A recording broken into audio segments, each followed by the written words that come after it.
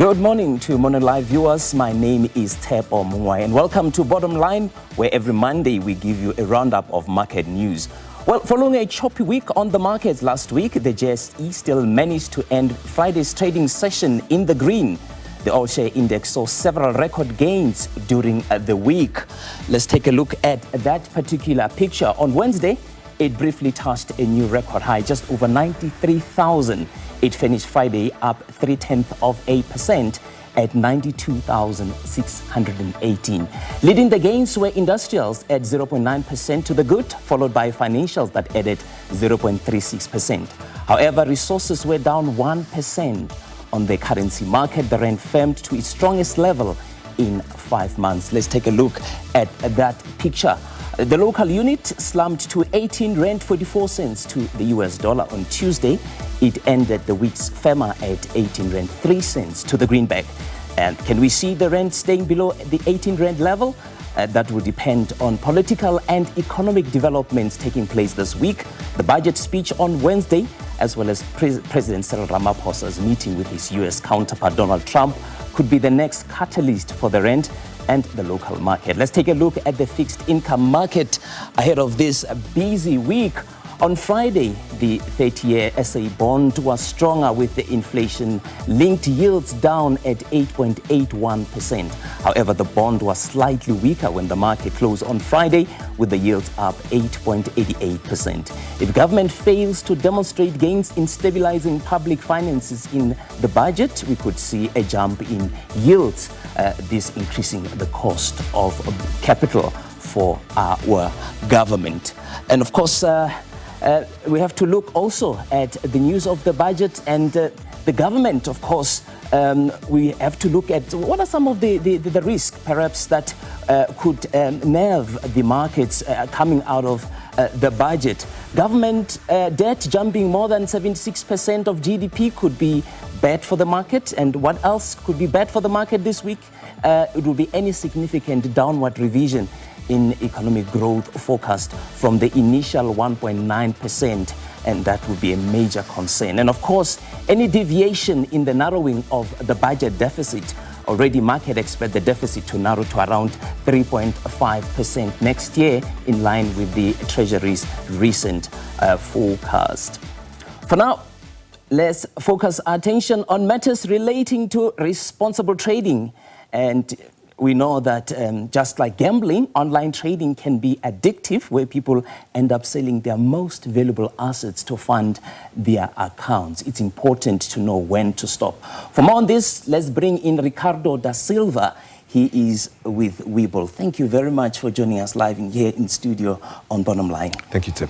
How have you taken the issue of addiction, especially when it comes to online trading? Is it really a problem?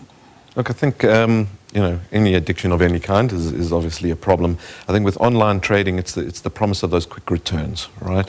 It's a promise of quick returns and outsized returns. And at the end of the day, you should take a prudent approach. Investing should be based on more of a long-term game, where you slowly build yourself a diversified portfolio and build your wealth and capital slowly over time.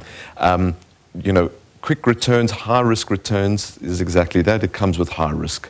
If you want to make money really quickly, you're going to have to put in excessive risk, and that then often leads to people losing their funds quite quickly, especially if they, a lot of these online platforms are leverage products. People are trading bigger than the amount of money that they're putting into their accounts.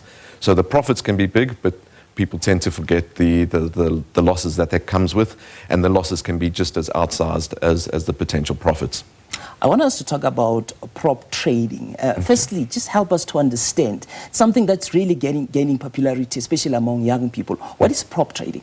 So, prop trading is when a firm will provide you with capital to trade. Right, and the idea is that they provide you with some training, they provide you with the capital, and then you trade using the broker's money, and you get a percentage of the profits that is made. Generally speaking, there's plenty of reputable prop firms, and they should be focusing on training and risk management. That is the most important thing, is managing that risk. And the reputable companies, focus on that and make sure that before they throw you into the deep end, that you are fully equipped to be able to handle that sort of thing. Where I guess the sort of scammy versions come in is when training is done really quickly, and there's lots of terms and conditions, perhaps even hidden terms and conditions where you struggle to get your money out, or they start asking you to put in your own money for various things, be it the education part, or be it even to trade. And the last thing you want to do is be in a position where you are getting into this trying to earn some capital for yourself and now end up owing money. So people need to be really careful and fully understand the firm that they are working with, understand if they are reputable enough, and that involves a little bit of doing homework and research and ensuring that you are dealing with legitimate people. If it's not prop trading, is loans. We've seen an increase in some platform helping traders to get access to a loan in order to fund their account. Is it legal? Well, look, I think we've seen people offering loans for trading, and normally how it starts with education, right? You come join a course, they'll charge people a fair amount of money for a course to learn how to trade, and then they sort of introduce you to a trading platform, and that has two things. So they'll introduce you to a trading platform, and because they've introduced you to that trading platform, they'll often get some sort of commission back for each trade that you've placed, and then if you don't have enough capital to put into your own account, they'll often introduce you to a way to get a loan. And then now you're trading on money that you never had before, and especially if you're quite new to trading and investing, they're giving you money that you've loaned that's normally at a high interest rate, and especially if you're quite new, what generally tends to happen is you'll lose that money. So now you're owing money that you never had before instead of actually growing your capital. Yeah. And these are the sorts of things that you should be doing slowly, in a prudent way again, and in a disciplined and diligent way, and learn how to slowly grow the capital in a responsible manner. Thank you very much. That's what we have time for. Thank you very much. That's Ricardo da Silva on our Traders Corner. Remember, don't trade with your last money, because you may lose all of it. There's never a shortcut when it comes to wealth creation. Join us again next week here on Money Live. This is Bottom Line.